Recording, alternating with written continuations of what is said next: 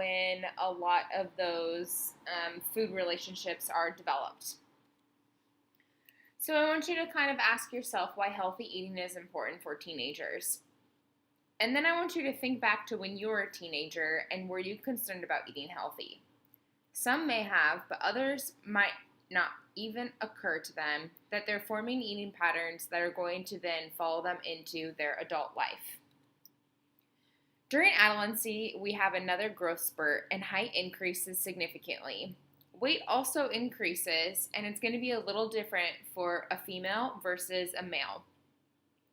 One of the things that is growing mostly is a large amount of bone mass and muscle in males and body fat in females.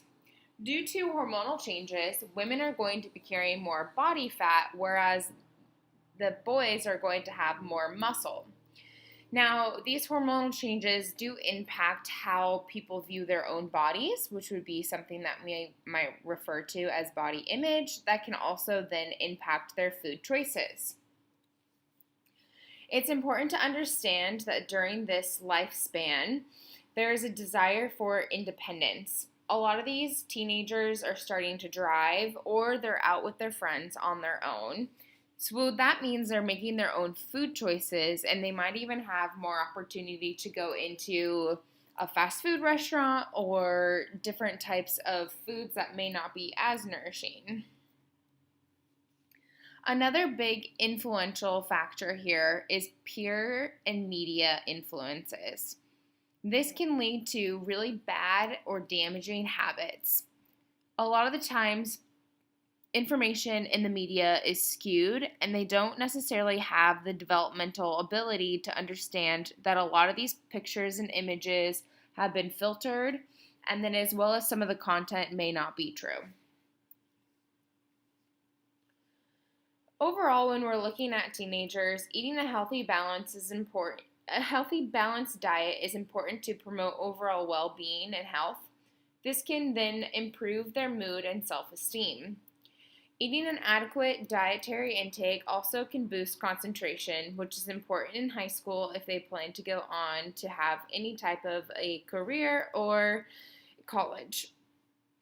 This can later help them reduce their risk of chronic diseases, and then as well as in the short term can reduce days off, and this can increase productivity for them.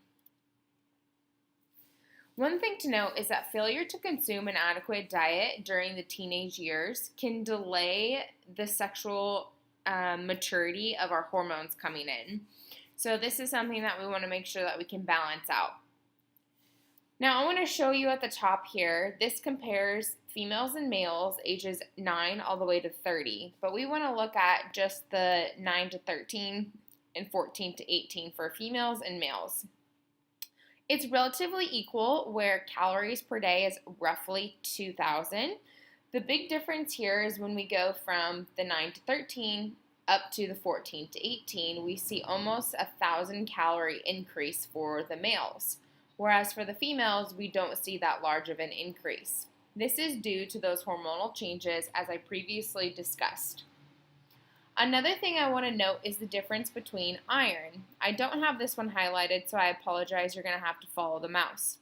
So iron listed here, I want to show you that for females, you start at 8 milligrams per day. It goes up to 15 and then all the way up to 18 milligrams per day. This is largely different compared to the male, who starts at 8 milligrams, goes up to 11 milligrams, and then drops down to 8 milligrams per day.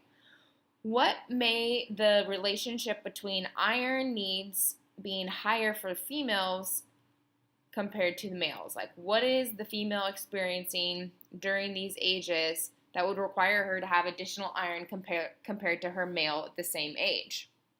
If you guessed her menstrual cycle, you are correct. She's losing blood every single month, and iron is one of the biggest elements in our blood, such as those things called hemoglobin. So it's important that you get extra iron for females. So let's review a couple of nutrients of concern that are important during this life stage. The first one, as I mentioned, is iron. The onset of the menstrual cycle for the female increases the iron needs for females. Foods that are rich in iron tend to be your protein foods, specifically beef. Oftentimes, females are not consuming, 1, enough calories, and then 2, enough protein, which ultimately means they're typically lacking enough iron in their diet. Inadequate iron stores can then result in anemia. Calcium. Calcium is another important nutrient because half of your bone mass accumulates during adolescence. So we continue to form new bone until about the age of 30, and then we stop contributing and making new bone, and rather we just maintain whatever bone formation that we had for the first 30 years of our life. Now, a typical average adult is going to need about 1,000 milligrams per day, where this age range is going to need 1,300 milligrams per day. That equals about 4 cups of dairy per day. Now, it doesn't always have to be dairy. However, it is important to note that the richest source of calcium foods do come from your dairy products, things like milk, cheese, and yogurt. Whereas your dark leafy greens are good sources of calcium, but they don't quite have as much as those dairy-based products. For a female who chooses or a male who chooses to not consume dairy products for whatever particular reason, it's important to make sure that they are getting the fortified non-dairy substitutes. Vitamin A is another critical nutrient during this lifespan. It plays an important role in reproduction, growth, and it also boosts your immune system. Here are some foods listed that are high in vitamin A. The richest sources are those orange pigmented vegetables such as carrots and sweet potatoes. Finally, vitamin E is an essential nutrient because it acts as an antioxidant. You might be asking yourself, what the heck is an antioxidant? Well, inside of our bodies, when we are growing and any day-to-day activity, we produce these things called free radicals. These free radicals over time can develop into tumors, which then the tumors can become cancerous. We want to neutralize or basically get rid of that free radical, and the way we do that is by consuming antioxidants. So vitamin E is a very good antioxidant for this reason, and teens are typically not consuming enough vitamin E. So when we're looking at obesity, one thing we want to look at is what are some of the short-term complications of obesity for teenagers. Most of it has to do with psychological problems, which could become a long-term issue. Poor self-esteem, bullying, they're not going to want to go to class, and it can ultimately result in a long-term. But other long-term complications are increased chronic disease, such as diabetes and cardiovascular disease. Therefore, it's important that we can address teenage obesity because the majority of obese adolescents will remain obese into adulthood. So I want you to think about this for a second and put yourself in the position of a teenager. Do you believe there is an ideal body weight? When should someone be concerned about dieting obsession? What foods are people likely to binge on? And how many magazines, articles, or media promote dieting or encourage thinness? Due to this complication of fighting obesity as well as trying to maintain health, the Academy of Pediatrics came out with new guidelines in August of 2015. They stated that we as a nation need to address both teen obesity and eating disorders. And we need to primarily do this by moving away from weight talk and instead helping kids have a healthy relationship with food and their bodies. There's a lot of strategies that I'm going to share with you throughout the next couple slides of what we can do. But first, I want to talk about some of the risk with disordered eating and ultimately eating disorders. So here are some statistics. Over half of teenage girls and a third of teenage boys will use some type of unhealthy behavior to control their weight. These unhealthy behaviors to control your weight could be things like laxatives, diet pills, smoking, alcohol, and a variety of other mechanisms. And the worst part is that 81% of 10-year-olds are afraid of being fat. Why is that? Well, the average woman is 5'4" and weighs 140 pounds. Yet the average supermodel is 5'11" and weighs 117 pounds. Girls are looking at these magazine articles with supermodels who have unrealistic expectations of their body and don't represent the average female. It's the same for the male as well. Males also struggle with disordered eating and body image issues. It's just not talked about as much. Now, it's pretty ironic because Americans spend over $60 billion on dieting and diet-related products each year, yet we continue to be the most obese country. So what is important here is the fact that these diet gimmicks, pills, shakes, and potions are not doing their job, and that's the goal of these food companies that are producing diet products because that's how they make their money. So it's important to teach these healthy relationships with food and body in order to prevent having to go towards dieting plans that don't work. So largely looking at media influences, it's become even harder because these kids are growing up with media. Our brains process images much faster than we can words, and so when these teenage girls and boys are scrolling through any type of social media platform, they're quickly comparing their bodies to these unrealistic, highly filtered and photoshopped pictures. That can cause a lot of issues. We also have these articles, right, that is promoting for teenagers to get an insane body. And what's so crazy about this particular title is then you have this other little story of how she finally beat the eating disorder that ripped her life apart. So it is a dichotomy and it contradicts one another because this magazine is promoting to get an insane body, but yet at the same time recognizing that this really does cause disordered eating. So it's important to help prevent all of this. So let's talk about the different eating disorders. There are 4 main categories, and there's these other non-diagnosable eating disorders as well.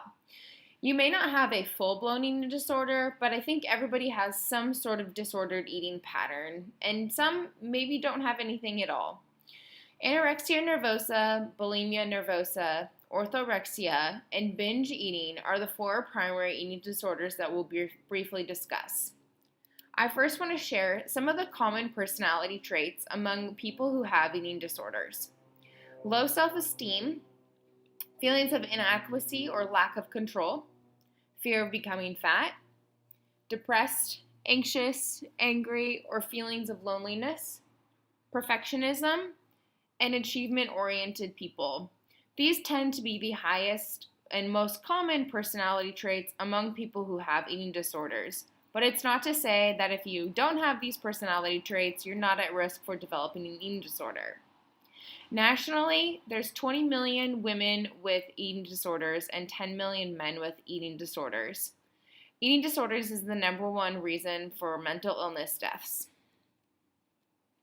So let's look at the first eating disorder, which is anorexia nervosa. This picture in the upper left-hand column can represent someone who is experiencing anorexia nervosa. They typically have body dysmorphia.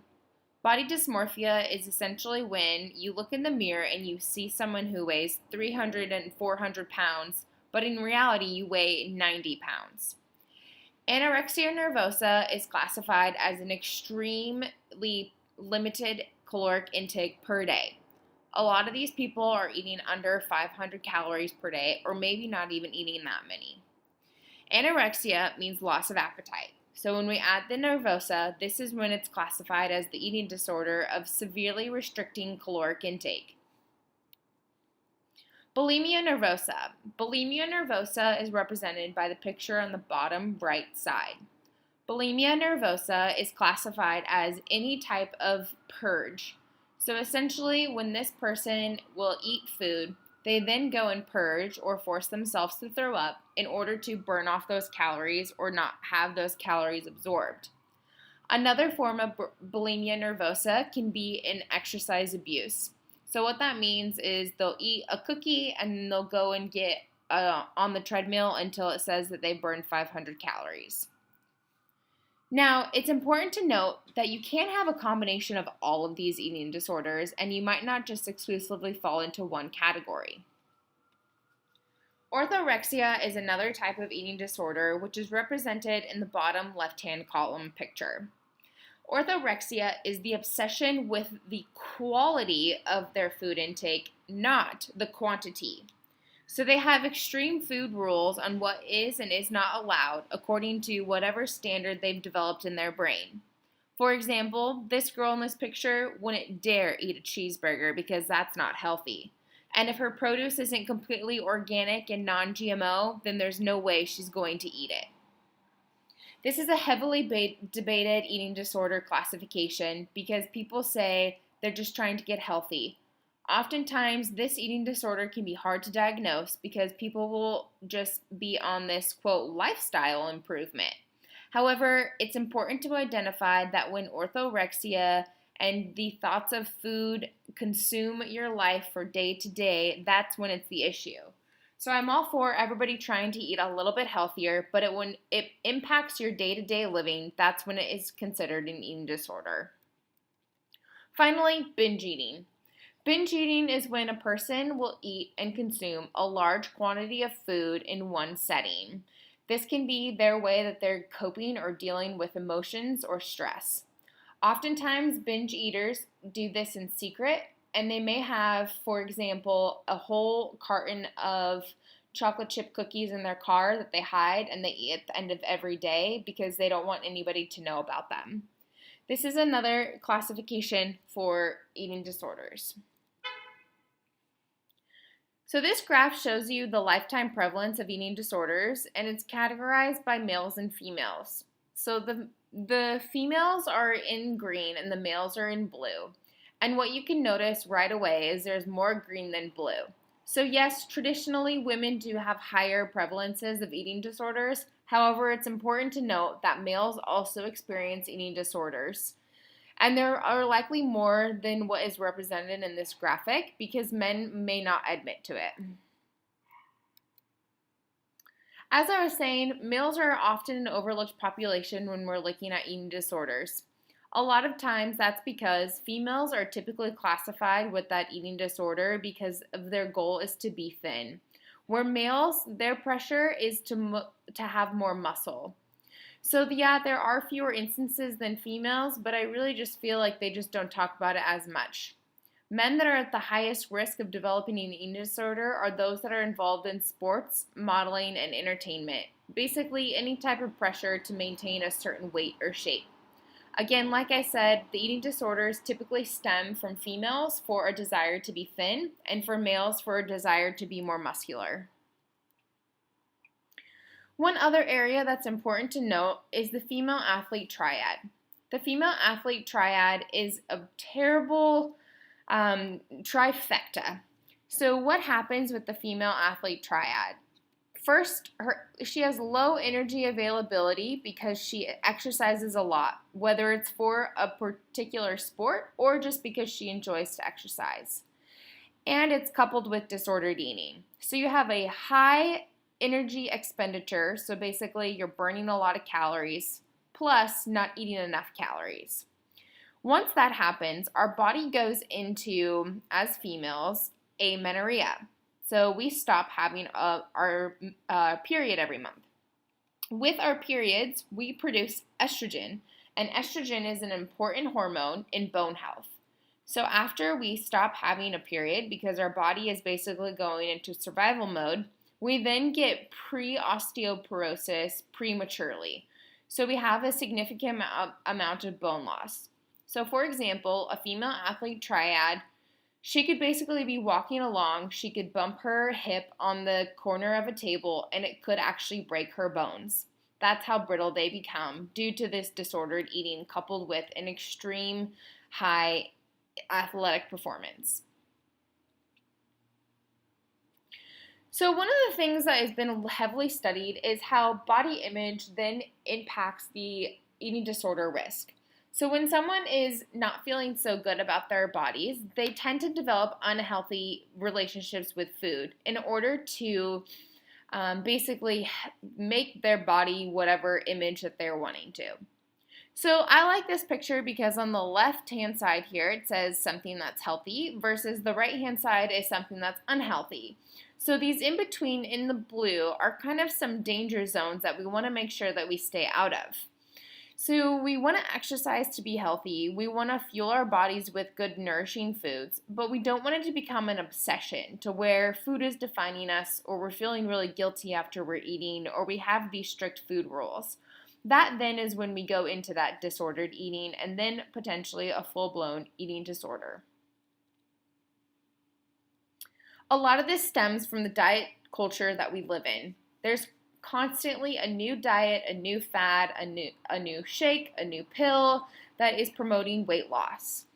So what happens is this diet binge cycle. We basically start a diet which has some type of restriction on it, whether it's low carb, low fat, or whatever the latest and greatest diet is. This then makes us become preoccupied with food cravings. So for example, you're going to cut out sugar in your diet, right? So that's the restriction, no sugar. So then you become preoccupied with chocolate chip cookies and ice cream and cake. So you've been really good all week and you go over to your girlfriend's house and she made brownies, but you've been really good. You haven't had any sugar this week. So you decide you're going to have a little piece of that brownie. So you break the diet restriction. Well, then you feel failed, you feel shame, you feel like you are not good enough, and there's this black and white thinking. But there's a lot of gray area in nutrition that's important to remember. But because you've been restricting, now you feel like a failure. You feel so much shame, so now you're going to binge and overeat. So now you've eaten half of the pan of the brownies, and now you feel even more guilty, and you believe that losing weight will make things better, and so the diet starts again on Monday. Do you see how bad this is for our overall mental health? In addition, yo-yo dieting wreaks havoc on our metabolic pathways. Oftentimes, we're so obsessed about what the outer appearance looks like, we don't even think about the damage that it's doing under the hood. This is an important thing to try to move away from. Eating disorders thrive in this diet culture and the diet mentality. We want to try to move to this idea that everybody is healthy no matter what size your body is. Health at every size is this idea that it doesn't matter what the weight is as long as you have healthy behaviors such as enjoying your food and providing some nourishing foods mostly in your diet, but also allowing those fun play foods.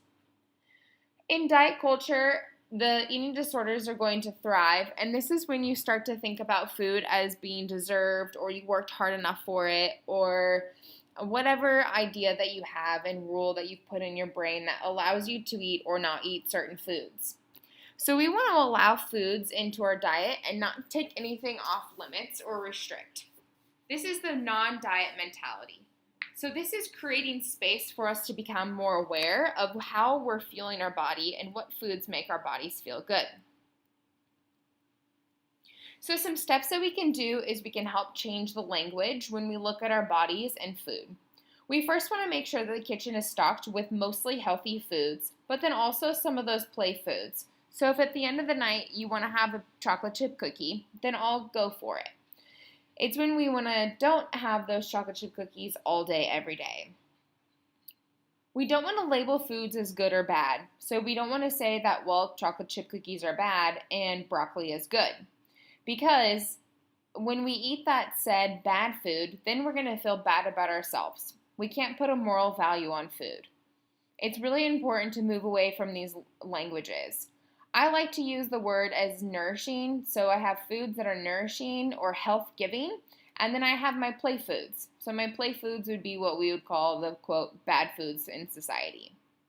We also don't want to mention weight in conversations. This is a pivotal moment because anytime you're commenting on somebody's weight, you're then putting an emphasis on their weight.